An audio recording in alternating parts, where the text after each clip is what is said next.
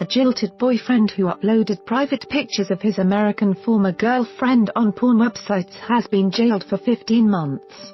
Louise Birch harassed her so badly that she flew back to Britain to report him. Birch, 35, started dating the victim, who was in her 20s, after they met on Facebook Messenger in April last year. The pair visited each other on a number of occasions, but his behavior became controlling after he started reading her journals. Warwick Crown Court heard he was furious after she dumped him in December last year. He then set about sending pictures to her friends, university lecturers and 2 online porn websites. He even sent a link to the photos on the X-rated sites with the message "Merry Christmas."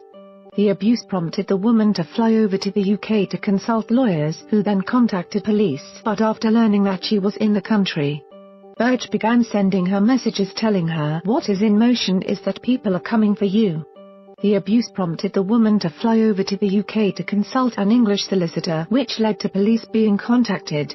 But after learning that she was in the country, Birch began sending her messages in which he told her, "What is in motion is that people are coming for you. I can't stop that. I'm going to die also. Why, when I was with you, couldn't you just accept me?" Another message read, "There are bad people I've contacted.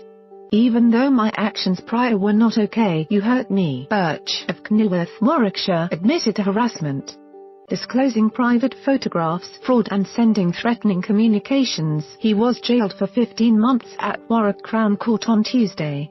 Judge Sylvia de Bertadano, sentencing, said, "She ended the relationship, and your reaction to that was immediate. And it was to send compromising photographs of her. They were clearly private photographs which she intended no one but you to see. But you took it on yourself to distribute them to her friends and to her university lecturers, and uploaded them for good measure onto pornographic websites. She would have been utterly humiliated, and of course that was your intention. Once you knew she was in England, you entered into lengthy correspondence with her in which you were clearly making repeated threats. The internet is a hugely powerful instrument for good, but the way you chose to use it empowered the internet to inflict humiliation and distress on this young woman.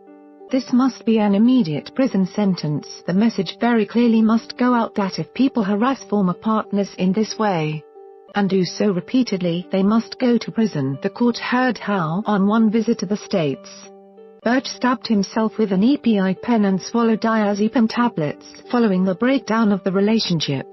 The defendant repeatedly ordered food to her and her relatives' addresses. He also used her debit card details to order a $50 gift card to be sent to her. Graham Russell, prosecuting, said the relationship did not survive much beyond his return to the UK, and it came to an end on or around December 4, at her instigation. Mr. Birch did not take it well. The court was told how Birch had pictures of her which were obviously intended for his eyes only. Mr. Russell added, "But that isn't the way they stayed.